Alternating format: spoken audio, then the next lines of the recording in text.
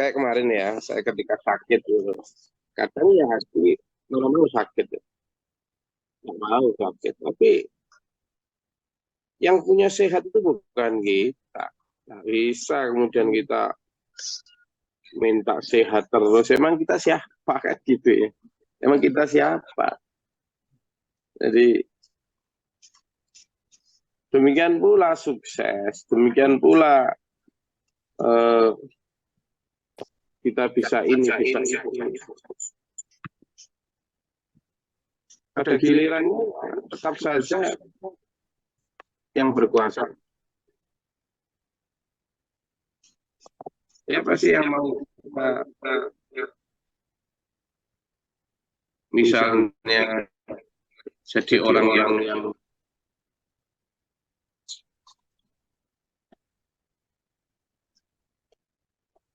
gagal? Nggak ada orang yang pengen gagal. Nggak ada. Nggak ada orang kepengen, mulai lagi, habisin.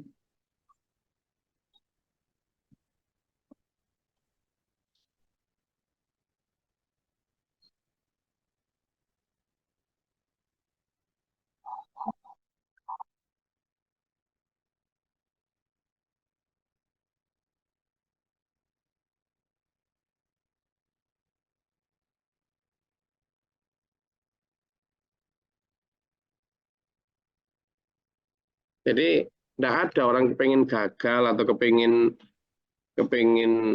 apa mati, itu nggak ada. Makanya di situ disebut itu semua milik Allah. As-samawati wal ard wallahu ala kulli syai'in qadir. Inna fi khalqis samawati wal ardi wa ikhtilafil laili wan nahar la ayatin li ulil albab. Sungguhnya dalam penciptaan langit dan bumi terdapat tanda-tanda kekuasaan Allah bagi orang yang berakal. Makanya sampean sering ya, tak ajak untuk melihat astronomi ya, melihat kekuasaan Allah dalam banyak Nah, punten ya, Gus, yang baru melihat ndak jalan Gus. kekuasaan Allah dalam banyak video, di dalam banyak gambar-gambar tentang angkasa, tentang ini, yang saya berharap kita bisa benar-benar membatasi diri kita, bahwa kita itu tidak ada apa-apanya, terutama dalam konteks bahwa alam semesta ini begitu luasnya, dan itu yang harusnya kita jadikan dasar, kita itu nothing. Saya sering tajak untuk lihat gambar-gambar tentang luasnya semesta, tentang betapa maha sempurnanya ciptaan Allah, itu agar seperti ini. Jadi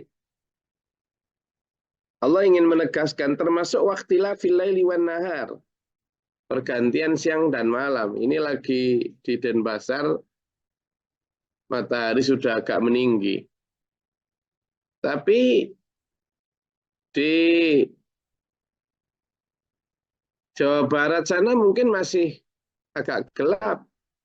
Apalagi di daerah Lampung, di Oku Selatan, di Riau, mungkin di Sumatera Utara ya baru subuh sekarang. Kan gitu. Tapi di Kalimantan udah ini banget, udah siang banget. Di daerah mana? Papua ya sudah di pasar semua. Sekarang di Papua sudah jam 8. 8 kurang 20, kurang 40. Di mana? Denpasar di sekarang jam 7 kurang 20. Di Lamongan, di Surabaya, Pak Bakhrul, Pak Mukhlisin sekarang jam 6 kurang 20 ya. Iya. Karena WIB Nah, pergantian siang dan malam itu siapa yang ngatur? Jadi kalau orang-orang ateis mengatakan ya itu kejadian alam, dah, secara logika aja loh jawaban itu nggak logis. Wong sesuatu yang kebetulan kok begitu teratur rapi itu gimana ya? Sesuatu yang kebetulan itu ya harusnya nggak karu-karuan, korat-karit, muncrat-mancret, nggak karuan gitu loh. Sesuatu yang kebetulan itu. Tapi sesuatu yang kebetulan kok sifatnya apa? Teratur, kontinu, rapi, nggak mungkin. Jadi ini menunjukkan bahwa ada yang mengatur pergantian siang dan malam, termasuk penciptaan langit dan bumi. Manusia ini ya dulur ya, secanggih apapun ilmu mereka, itu nggak sadar diri. Oh sekarang loh, jangankan kok pakai gaya-gaya eksplorasi luar angkasa. Wong memahami apa kondisi di bumi saja loh, memahami tubuh manusia saja loh, manusia belum mampu, belum selesai.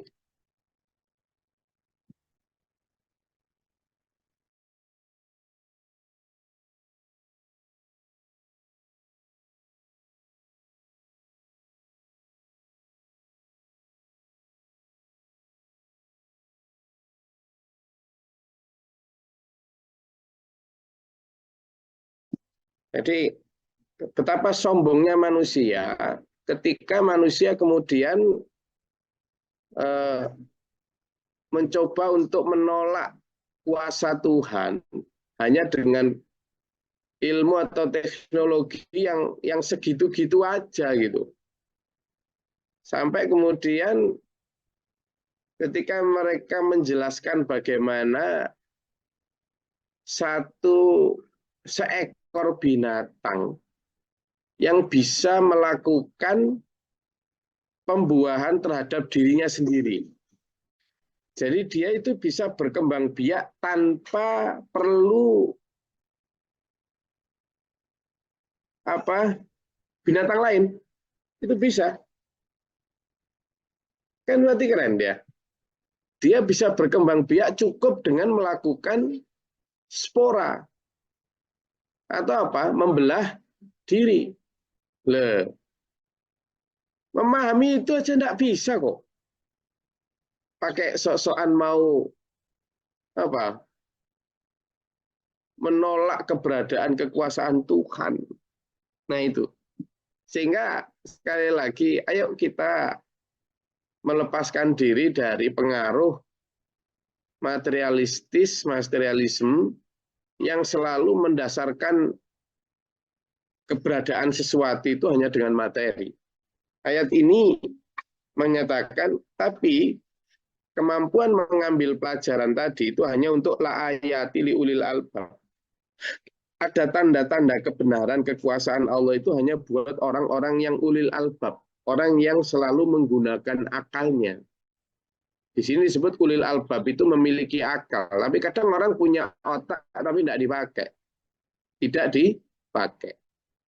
Jadi ada satu ayat di mana orang bisa melihat dengan mata, tapi mata hatinya nggak dipakai untuk melihat. Orang bisa mendengar dengan telinga, tapi telinga hatinya tidak dipakai untuk mendengar benar-benar. Orang bisa jadi punya hati secara organ tubuh, tapi organ ruhaninya nggak dipakai. Sehingga yang terjadi ya kemudian tidak bisa mengambil pelajaran. Jadi di situ disebut bahwa ada auliyaullah, orang-orang kekasih Allah, tapi ada orang-orang auliyaumut tauhid, yaitu para wali-walinya tauhid. Ya itu tadi, lahum a'yunu la yubsiruna biha. Mereka memiliki a'yun, mata, tapi la yubsiruna biha, tapi tidak untuk melihat. Apa maksudnya? Tidak melihat kebenaran, tidak mampu melihat bahwa ada tanda-tanda kuasa Allah di sana. Itu. Dan walahum adhanun, mereka punya apa ini? Telinga, tapi tidak untuk yasma'una biha, tidak untuk mendengarkan hatinya itu. Ya, kayak misalnya peringatan semacam ini juga enggak itu. Nah, sehingga yang bisa memahami ayat-ayat Allah semacam ini ya hanya untuk orang-orang berakal. Semoga orang-orang yang ada di dalam Zoom ini orang-orang yang ulil albab ya, yang mampu mengambil setiap pelajaran itu untuk perubahan perilaku. Jadi ulil albab itu siapa? Mereka itu. Coba dibuka di surat Al-A'raf ayat 179. Silakan.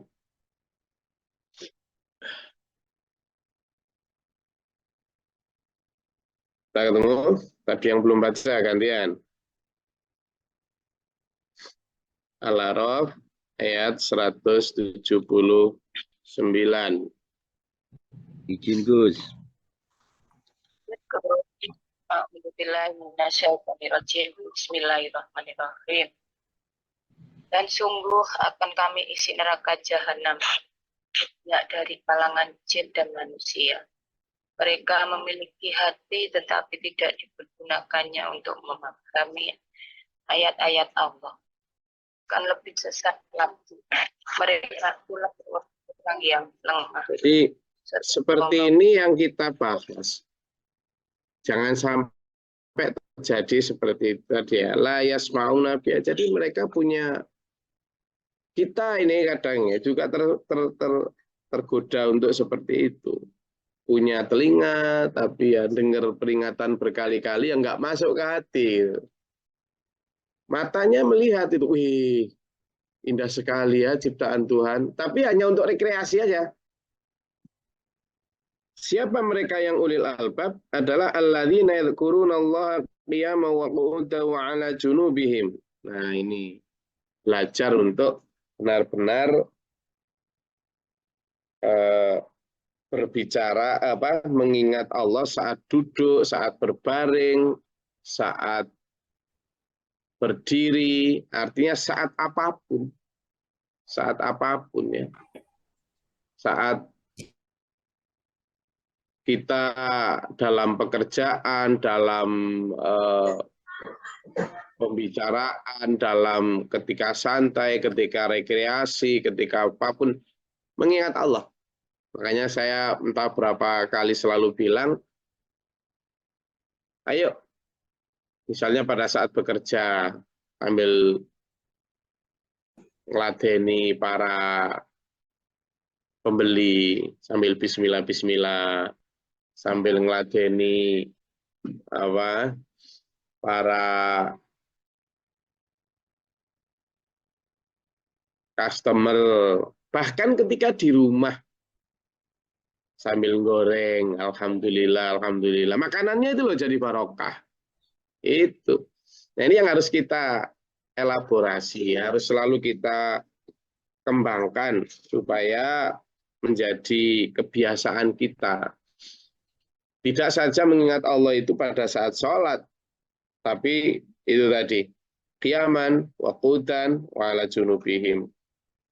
Wa yatafakkaruna fi khalqis samawati wal ard, dan selalu memikirkan tentang penciptaan langit dan bumi. Selalu dalam alam sadarnya itu menyatakan Rabbana ma khalaqta hadza batila subhanaka faqina adzabannar. Maha suci Engkau ya Allah, tidaklah Engkau menciptakan ini dengan sia-sia. Maha suci Engkau ya Allah, jauhkanlah kami, lindungilah kami, selamatkanlah kami dari siksa neraka. Jadi ini yang harus kita kembangkan sebagai satu kesadaran penuh bahwa kita itu benar-benar tidak punya apa-apa, itu di ayat 189. Yang kedua, bahwa dalam penciptaan langit dan bumi ada tanda-tanda kekuasaan Allah, Jangan mau dipengaruhi oleh pemikiran-pemikiran kaum ateis, yang sekarang bahkan kaum ateis itu juga mulai mencoba untuk masuk ke dalam nilai-nilai agama, mencoba masuk ke dalam nilai-nilai seolah-olah alasan untuk tidak mempercayai Allah itu agamis. Nah, hati-hati, gitu ya. Nah, ini yang nomor 190. Lalu 191, kita diperintahkan Allah apa? Ciri dari ulil albab atau ciri dari ulul albab, orang yang menggunakan atau memiliki akalnya, adalah orang-orang yang selalu mengingat Allah saat duduk, berdiri, maupun berbaring. Artinya, saat apapun selalu mengingat Allah.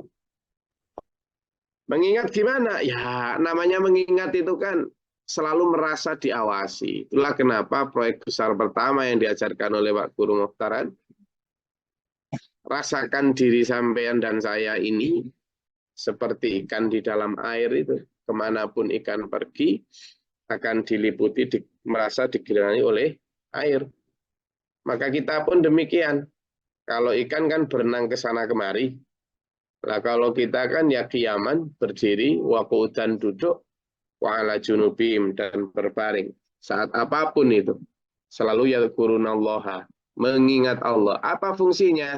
Pertama, kita akan selalu wirai, hati-hati, nggak berani macam-macam. Kerja yang nggak berani korupsi dah, nggak berani bohong dah.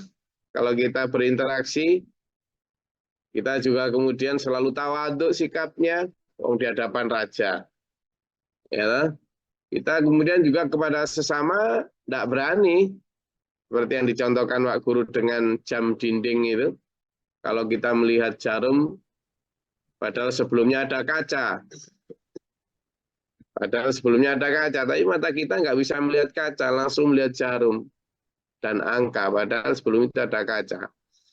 Antara kita dan orang-orang di depan kita, harus sekeliling kita, itu ada Allah, tapi saking sucinya Allah, mata biasa nggak bisa melihat. Nah, harusnya mata batin sinar imanlah yang merasakan hadirnya Allah, yang kemudian membuat kita tidak berani menghina atau mencaci orang di depan atau di sekeliling kita.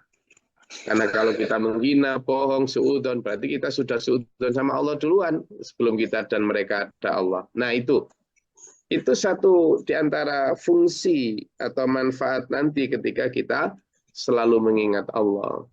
Dan tentu manfaat lanjutan yang lebih besar adalah bahwa kita akan dirahmati Allah. Allah berfirman, "Fadhkuruni adzkurkum," kata Allah gitu. Apa maksudnya? Kalau kamu itu ingatlah aku, maka aku akan mengingatmu. Loh, kita diingat Allah ya. Fadhkuruni adzkurkum. Fadhkuruni itu maksudnya apa? Ingatlah aku, nanti aku akan mengingatmu. Jadi itu satu jelas banget. Kamu itu ingat aku, sebut aku, maka aku akan ingat kamu, aku akan menyebut kamu. Kalau sudah diingat Allah, disebut Allah, itu hidup ya terjaga. Insya Allah kita juga dirahmati dengan banyak karunia, itu ya. Jadi kalimatnya begitu. Wadhkuruni adzkurkum. Itu ada dalam surat Al-Baqarah ayat 152. Coba dibuka. Oke, gantian.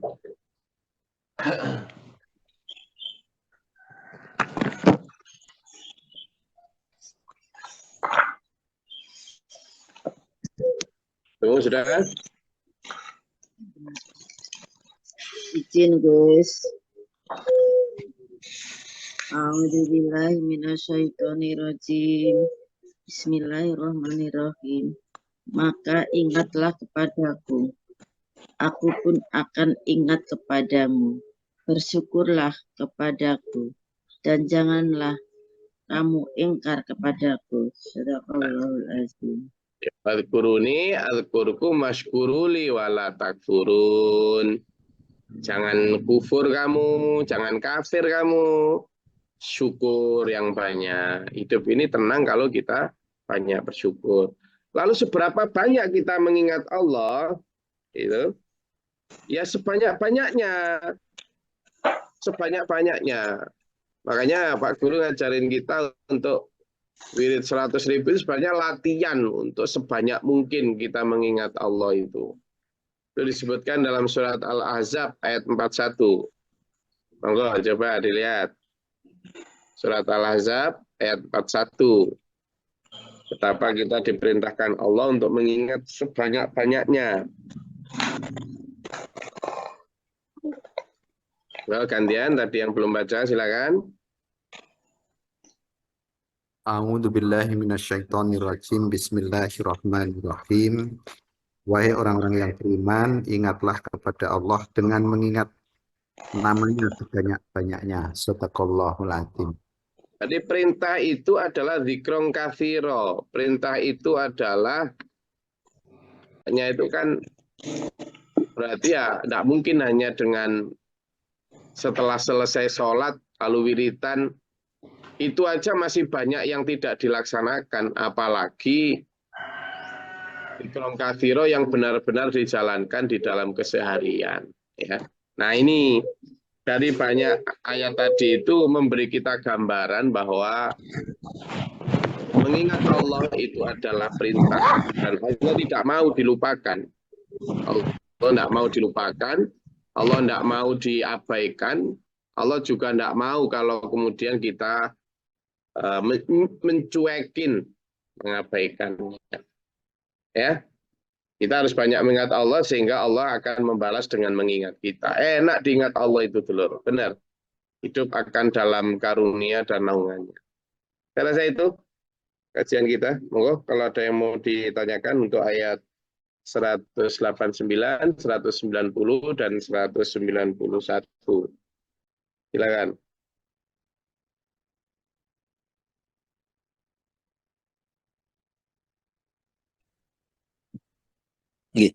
Izin Gus Lari.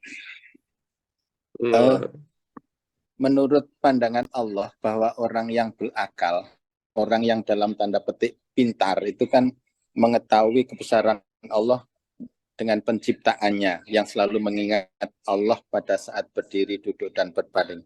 Lagi mana ini kalau kita korelasikan dengan tes IQ yang diadakan itu guys. Sering kita juga mengikuti bahwa orang yang pandai itu adalah orang yang tes IQ-nya adalah tinggi. Dan kita juga sering mengaminkan itu. Gimana kita mengkorelasikan ini dan tidak menjadi tuntutan bagi kita. Karena orang yang pintar menurut Allah adalah yang seperti ini tadi. Ngapunten, matur suwun. Ya, jadi dulu kalau SMA itu di masa tahun 80-an, tahun 90-an itu kan dibagi ya kelasnya itu. Jadi nggak sama kayak sekarang. SMA itu kan dulu ada jurusan A1 itu fisika, A2 itu biologi, A3 itu sosial.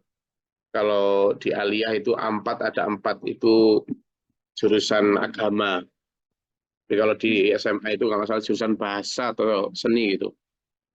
Nah itu masuk ke sana tidak bisa milih, tapi harus melalui tes IQ.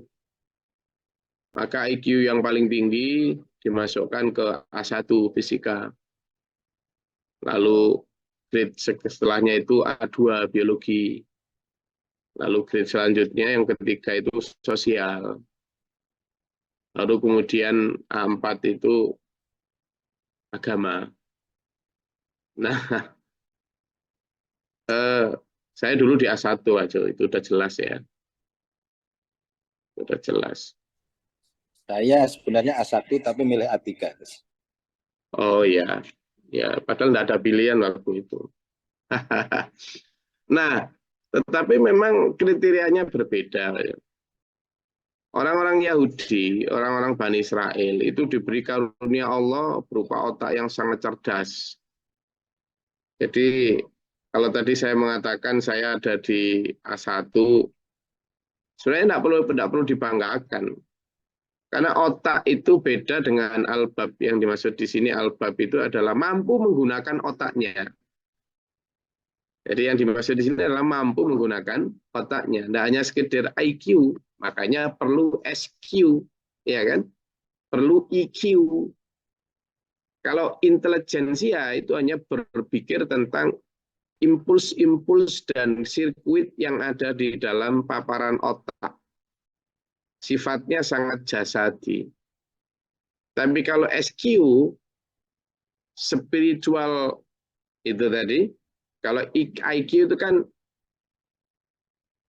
intelijensia, itu tadi. Tapi kalau spiritual beda lagi. Ini bicaranya bukan hanya tentang agama, tapi kemampuan menggunakan nalar, kemampuan menggunakan intuisi. Karena manusia memiliki itu, termasuk emosional EQ. Nah, bahkan sekarang ada namanya sosial. Semua itu baru yang disebut ulul albab tadi. Nah, kalau yang IQ tadi itu hanya tentang otak. Banyak orang yang otaknya cerdas tapi nggak punya adab. Makanya itu kalimatnya jelas itu. Kalau IQ itu bicaranya untuk ilmu. Tapi kalau SQ maupun EQ itu bicaranya adab, akhlak, gitu kan. Makanya ada yang mengatakan adab di atas ilmu. Kenapa? Karena kalau hanya sekedar ilmu, orang cukup dengan ber-IQ tinggi. Tapi kalau bicara adab, akhlak, rasa, itu bicaranya adalah SQ. Kemampuan untuk menggunakan otak itu bersinkron dengan nurani, dengan rasa. Maka kemampuan tadi itu. Yang dalam surat Al-A'raf tadi sebutkan tadi itu. Orang punya mata, tapi tidak dipakai untuk melihat. Orang punya telinga, tapi tidak dipakai untuk mendengar. Orang punya hati. Demikian pula orang punya otak cerdas, tapi tidak dipakai untuk menganalisis. Besaran dari ulil albab di sini jauh lebih luas. Dengan apa? Dengan koridor yang tadi itu yang saya sebutkan. Orang yang punya hati, tapi ya dipakai untuk memahami, punya mata, dipakai untuk melihat seperti yang tadi saya melihat, bukan hanya melihat secara lahir keberadaan Allah, tapi mata hatinya, sinar imannya, merasakan hadirnya Allah, sehingga kemudian berimplikasi pada perilaku. Ya. Saya rasa itu kajian kita pada pagi hari ini, meskipun sedikit agak terganggu oleh link yang masih error, semoga mudah-mudahan besok bisa kembali normal. Saya tetap mengendorse ini bulan Desember, bulan liburan, tapi menurut saya kita tidak libur untuk mengingat Allah, kita tidak libur untuk beribadah, kita tidak libur untuk bersedekah, tidak ada libur untuk tarbiyah atau ngaji, tidak ada. Tidak ada. Libur itu hanya kalender ciptaan manusia. Ada tanggal merah itu hanya kalender ciptaan manusia. Kalender kita itu selalu hidup, selalu hijau. Tidak ada. Tidak ada. Hari Ahad pun kita itu tidak ada kalender merah, itu tidak ada. Tidak ada. Kalau ada barang bagus ya kita COD. Kalau ada mobil bagus ya tetap bekerja lah. Iya toh. Apalagi kalau harganya jauh ya terbanglah kita cek kondisinya gimana. Oh, namanya kerja kok. Iya toh, Mas Muji. Kalau hari Minggu tapi borongannya kerjaan bangun rumah itu mahal, ya kita ambil loh. Kan gitu. Jadi apalagi borongan kita kepada Allah ini borongan yang lebih mahal. Ya kan? Tidak ada tanggal merah, ini Desember, lalu tahajudnya tidak jadi. Itu tidak ada gitu. Tidak ada konsep gitu kita ini. Itu yang bikin tanggalan siapa kok? Terus kemudian kita taat sama tanggal itu. Siapa yang bikin tanggal? Yang bikin tanggalan itu orang-orang siapa itu? Kok ada, oh Desember nanti waktunya liburan. Siapa yang bikin liburan itu siapa? Enggak ada buat kita. Puasa Senin Kemis juga enggak ada libur. Enggak ada. Nah ini kadang kita mindsetnya terkooptasi oleh liburan. Sehingga karena Desember waktunya liburan, karena banyak rekreasi, akhirnya nggak puasa Senin Kemis. Loh lah ya sampean berarti kena jebakan Batman-nya setan.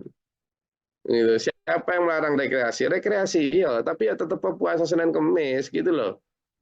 Rekreasi ya tapi tetap sholat duha. Jangan mau rekreasi itu untuk sekedar healing kok. Dan healing itu bagi orang yang stres kok. Berarti kan sampean kalau sering healing berarti sampean itu orang stres. Nah kalau Mbak nggak mau gitu ya sudah. Jangan mau diliburkan. Terutama untuk apa? 5 hal. Ibadah, sedekah, tarbiyah, dakwah, malah ibadah, tidak ada libur ibadah. Sedekah, tidak ada sedekah libur. Tarbiyah, ngaji, tidak ada libur itu. Jumat, Gus lah. Jumat kita ngaji Al-Kafi. Kan gitu. Demikian pula dakwah. Terus menyampaikan, tidak ada karena Desember ini, wah, tidak bisa, tidak bisa. Demikian pula muamalah. Dalam kita melayani suami, dalam kita bekerja, mencari nafkah untuk anak istri, semuanya tidak ada libur itu. Libur itu hanya ciptaan orang-orang itu. Kita sendiri yang menciptakan kapan kita libur. Iya kan? Oh iya, kita ini orang-orang merdeka yang harusnya punya tanggal sendiri. Punya kalender sendiri. Jangan mau dikasih kalender orang-orang itu. Nanti tak bikinkan kalender. Saya sebenarnya ini ingin bikin kalender ini. Tapi sudah agak telat ini. Sudah tanggal berapa sih ini? 18 ini. Kalender yang nanti isinya gambar saya aja, Pak Jo. Mau, Pak Jo? Oke, siap Gus. Mahal tapi Pak Jo, nanti kalender kalau udah gambar saya toh itu mahal. Loh, kalau kita kan suka beli yang mahal-mahal Gus. Oh gitu. Iya. Tapi kalau mobil kok bekas ya? Ya saya rasa cukup sampai di sini. Mudah-mudahan bermanfaat dan berfaedah. Allah memberikan kita arahan sehingga benar-benar libur kita nanti di akhirat ketika berada di jannahnya Allah. Semoga Allah memberikan kita kesehatan jasmani rohani, bimbingan, perlindungan, keselamatan dunia akhirat. Amin. Allahumma sholli wa sallim wa barik Allahumma fil mu'minat muslimat. Allahumma atina fi man hadayta wa afina fi man afayta wa lana fi man tawallayta wa barik lana fi ma atayta wa qina syarra ma qadayt. Fa innaka taqdi wa la yuqda alayka wa la yudhillu. Astaghfiruka wa atubu ilaika wa assalamu اللهم ادفعنا البلاء والوباء وبدل حسنا من الجن والشياطين سوى الكفار ربنا نجنا ولا نسألنا ربنا منا فاكتبنا مع الشاهدين ربنا لا تزغ قلوبنا بعد إذ هديتنا وهب لنا من لدنك رحمة إنك أنت الوهاب ربنا اجعلنا مسلمين لك ومن ذريتنا أمة مسلمة ربنا آتنا في الدنيا حسنة وفي الآخرة حسنة وقنا عذاب النار اغفر لنا ولأخواننا الذين ولدنا اللهم تعالى باب السماء برحمتك اللهم انزلنا رحمتنا وتقبل سبحان ربك رب العزة عما يصفون وسلام الحمد لله رب العالمين السلام عليكم ورحمة الله وبركاته Waalaikumsalam. اللهم ارحمنا بالقرآن